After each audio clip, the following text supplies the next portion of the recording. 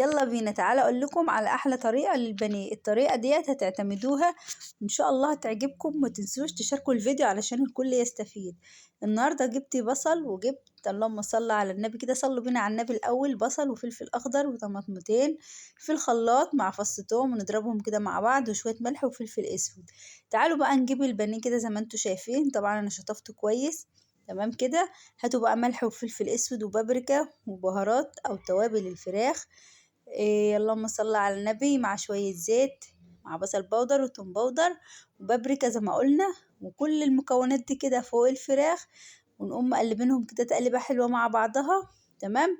اقول لكم بقى انا حطيت الزيت ليه. طب ما انتي دلوقتي، انا ام ملك، طب انتي دلوقتي يا ام ملك هتقلي في الزيت. طب والزيت ده لازمته ايه؟ الزيت ده بيخلي الفراخ طرية من جوه ومقرمشة من بره، بيديلها كده طراوة وبيخليها حلوة قوي. تمام كده. طبعا انا خلصت كل الكلام ده كله وقلبته كده مع بعضه. تعالوا بقى نشوف الحاجة اللي بعد كده. طبعا المكونات اللي انا ضربتها في الخلاط كلها دي كده مع بعضها، اللي انا قلتلكوا عليها: البصل والفلفل والطماطمتين وملح وفلفل اسود، وقمت ضربهم كده كويس مع بعض. وتعالوا بقى نقلبهم كده تقليبة حلوة، نقلبهم كده عشان يشربوا من بعض. بصوا المكونات ديت هتخليلكوا البانيه في حتة تانية خالص، وان شاء الله يعجبكم وتدعولي. ننزل بقى بشوية الخل. انا جبت حوالي نص كوباية من الخل كده، انا بحب احط لها خل كتير بالذات لو انا مستعجلة عليه. طبعا كل الناس يعني المعتاد دايما اللي عارفة ان هي هتعمل بانيه مثلا بكرة، او هتعمله هي قايمة من النوم هتعمله مثلا متأخر شوية، فبتبتدي ان هي تشتغل فيه. انا قلتلكوا دلوقتي طريقة البانيه ديت، انا مش عايزة اقول لكم ما عادش معايا ساعة، ما خدش ساعة والله العظيم ساعة.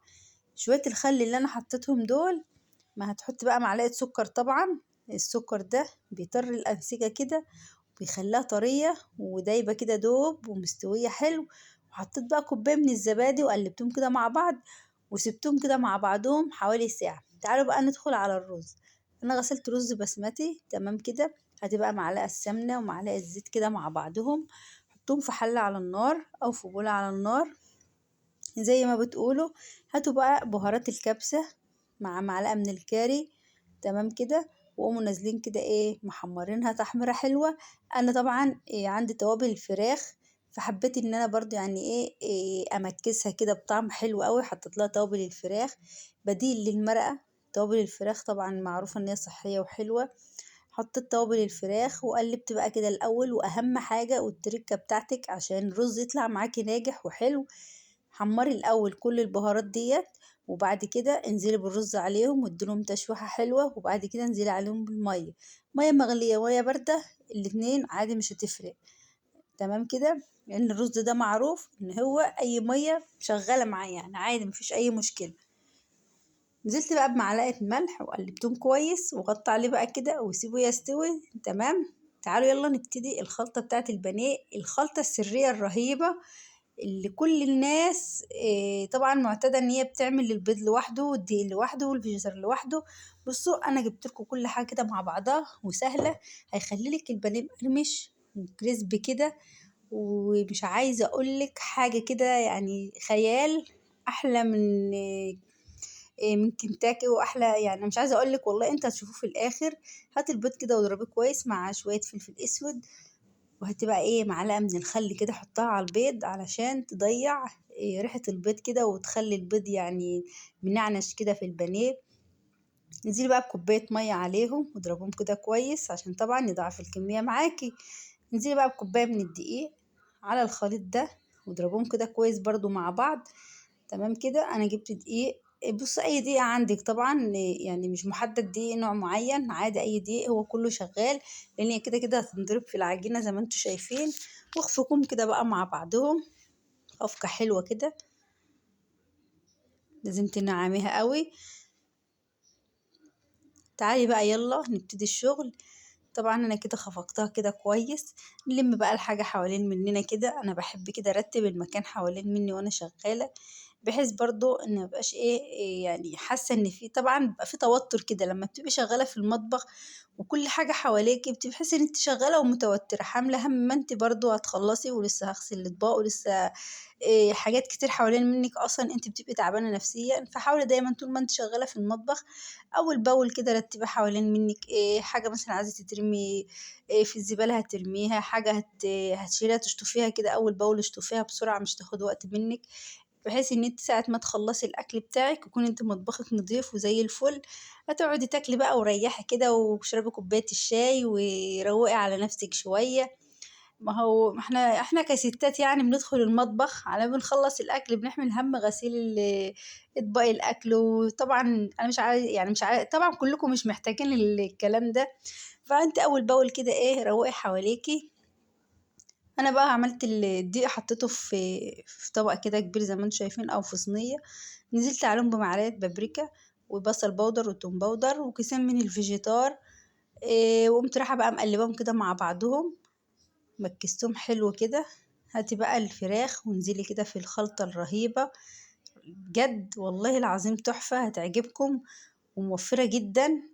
طبعا انت لما بتعملي البيض لوحده، لو انت عاملة كمية محتاجة ان انت تجيبي بيض كتير عشان ياخد الكمية بتاعتك.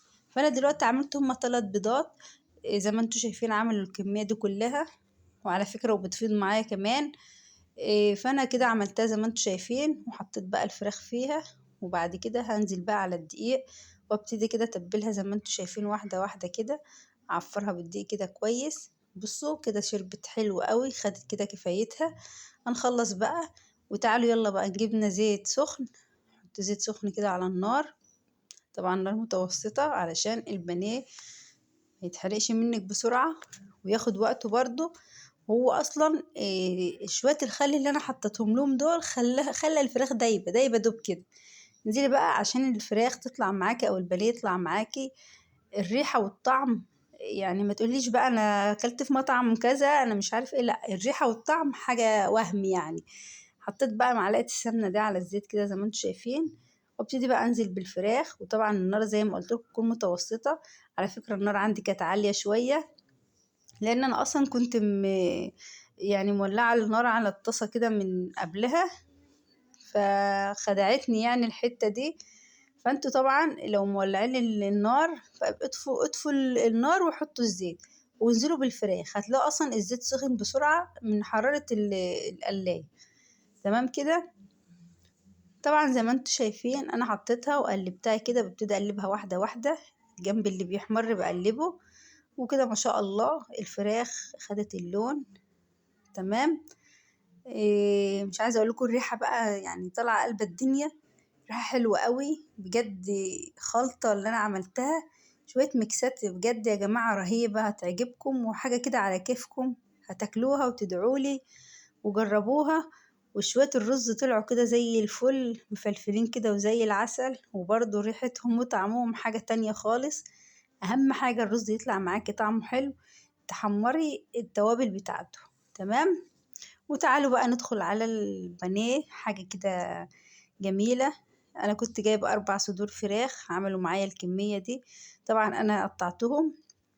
نزلت انا بفيديو تقطيع البانيه قبل كده في ريلز، فانتوا شوفوا برضو طريقة التقطيع، اللي ما بتعرفش البنات اللي مش بتعرف تقطع البانيه ازاي او بتحتار في تقطيعه، الفيديو في الريلز عندي شوفوه وتعرفوا ازاي انتوا تقطعوا البانيه.